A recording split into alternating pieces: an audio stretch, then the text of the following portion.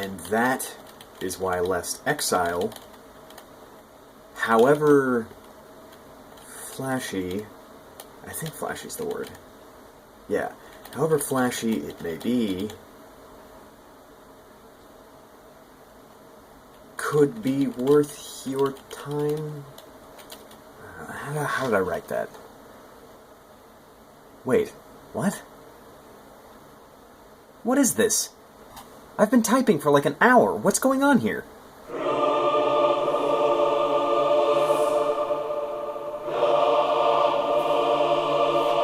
How did I even write this? Oh my god. Well, now I've got to do this one. But I'm gonna need to call him.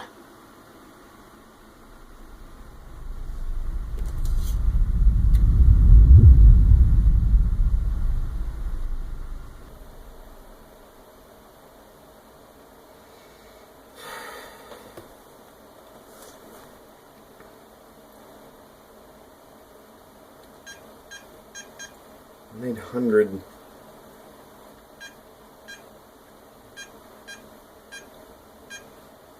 How do you even get a phone code this long? Okay.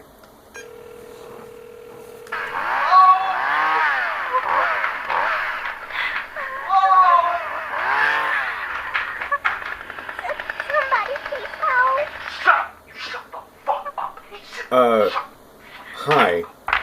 Hello, I'm Demolition D+. How'd you get this number? Okay, no, Are you the guy who wants the gallbladder? This is BaronJ.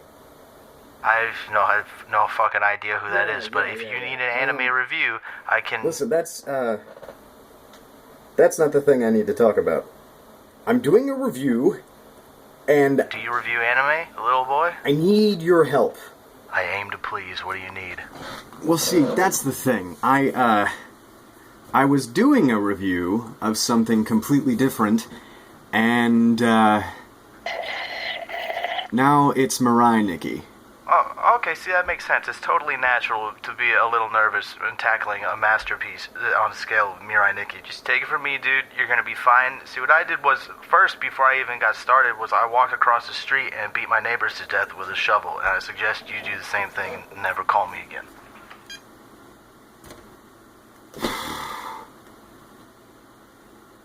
Son of a bitch. Hey everybody, it's BaronJ, but you already knew that, didn't you? So for once here, I'm breaking my word on saying I'd do a series at a certain sub count because I had an idea with this, and Demo was a bad enough dude to help out with the intro. So let's talk about Mirai Nikki. Yukiteru, or Yuki, is a young man who is portrayed as lonely and bored. Lonely because he has no friends, and bored because he spends every waking hour chronicling everything he does in a diary on his phone. This also serves as an explanation to why he has no friends. Later on, he further solidifies his social standing by taking a trip into Schizophrenia Town and visiting his friends, God, named Deus Ex Machina here, but and this thing, Murumuru, somewhat translated as murmur, and she's just a little being that lives with him. So, okay, hold on, real quick, let's back up a second. Dude who has no friends and doesn't necessarily want them. Antisocial. Dude constantly writes down the happenings of his day, possibly OCD. Dude fabricates an imaginary dreamscape where he can talk to his imaginary friends, God and Lollybait. This is schizophrenia, or generally not a normal thing to do. Don't read into this too hard yet, I'm gonna bring it back up later. So Deus tells Yuki about a game that he's going to forcefully participate in and reveals that Yuki, along with several other participants, will fight to the death by any means necessary. The only advantage they're given over the others is by journals or other written media that they have been keeping up with. The winner gets to be God. Good luck. So Deus, Yuki's not so imaginary friend, is actually the real deal. He's God. And the whole journal thing in the game he was talking about was actually a thing. Yuki's daily chronicle is now being written for him and begins to describe events around him that haven't happened yet. He uses this to his advantage and has a pretty good time until somebody in the diary game starts pursuing him. And as he runs away, he's stopped by Yuno Gasai, the most popular girl in his class. This trope is actually cut short by her catching Yuki in a lip lock, which surprised me the first time I watched it because I'm actually totally okay with a girl that doesn't hold back and goes right for it. Yuno's diary is all about Yuki because she's in love and secretly been obsessing about him. She changes the destination of the elevator they're on, and they head for the roof, where after confronting confronting their stalker, Yuno shockingly tells Yuki to throw a dart at the killer's phone, which, disregarding wind resistance at such a high elevation and I don't know the fact that this dude's gonna kill them, Yuki does damn near effortlessly. What he doesn't know is that if you destroy another holder's diary, they die. The next 26 episodes deal with Yuki and Yuno playing their way through Deus's diary game and trying to survive its horrors. Okay. This is the point where I feel I've revealed enough of the plot so that it doesn't spoil you. Anything else I may talk about can tell you things you can infer about the main plot, so here's where I give you a little skip button that takes you right to the end, and you can come back after you've watched the show or whatever. If you don't give a shit or anything, just hang on a second.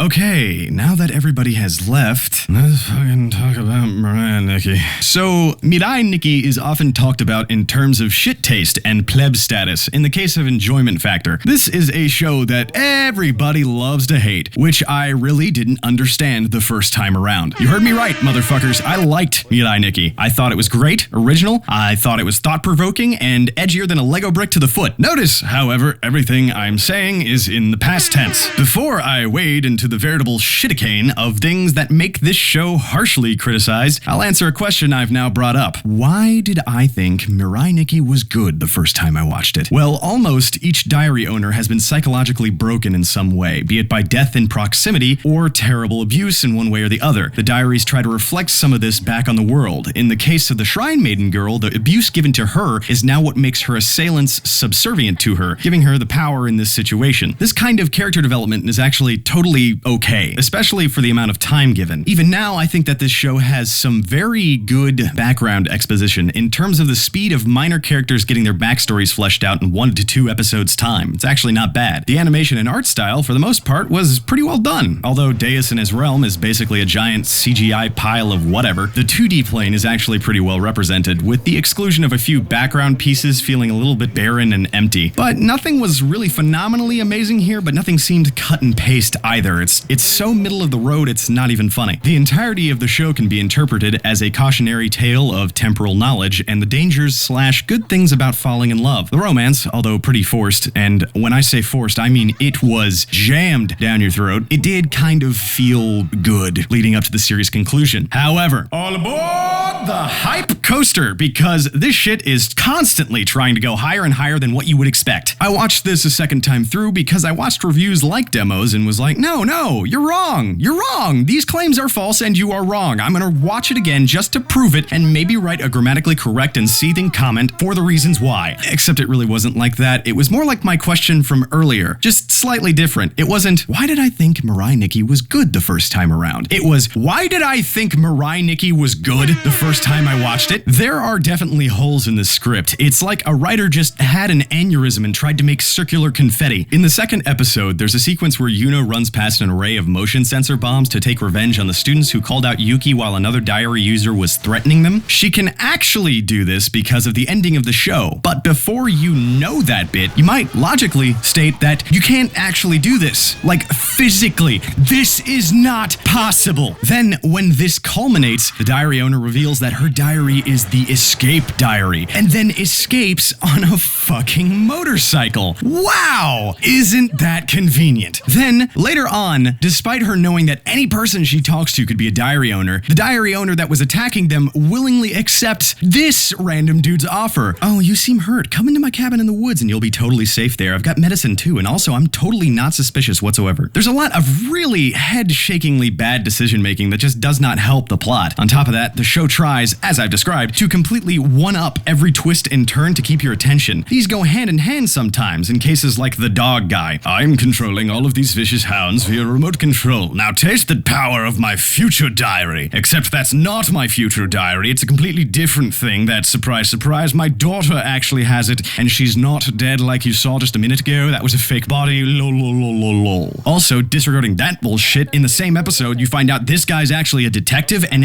he's been investigating the whole time, and now you see the problem with this is, when you're trying to consistently elevate the craziness of a story, like a roller coaster, the viewer is no longer surprised when you're trying to surprise them. At this point, point, what you're trying to portray as a roller coaster of hype is a goddamn escalator. It's a staircase that moves. This isn't fun. I'm just trying to get to the goddamn food court and get some Sbarro. Maybe I'll go to friggin' Sharper Image later and take a look at speakers. However, to explain why people can like the show, the enjoyment factor is still there for someone who's never been on an escalator, like a small child. Oh boy, moving stairs. This is awesome. Whee! After realizing this, I quickly changed my opinion on the show and was incredibly regretful that I had actually recommended it to a friend like 2 months before I watched it again and went, oh god, why? I'm sorry. And going into this review, I realized something interesting and slightly unrelated, but it serves as a good ending note to what I'm writing here. This entire story can be explained as a mental breakdown. Think about it. This kid's got an imaginary godfriend who gives him a diary of the future, and suddenly the hottest girl in school reveals she's in love with him and he's going to become God. It's a power trip fantasy. Some guy probably called him a nerd or something on the way home, and that was the last straw. And the entirety of the following plot is a hallucinogenic downward spiral into insanity.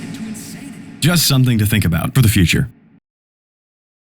This is the end of the video. Here is the subscribe button. Here's the Facebook and Twitter. Here's the button to shirts. If there's a show you want me to watch, let me know in the comments. And also you can tell me to say stuff in a funny voice. Still gonna do that later on. Very big thank you to Demolition D for letting me use his voice for the intro to the show. He kind of really doesn't need it at this point, but here's a link to his channel. Go over there and watch reviews that I think are funny. Oh man. And if you were super excited for this review and now the hype train has escalated so far for you that you don't know what you're gonna do next, check this shit out.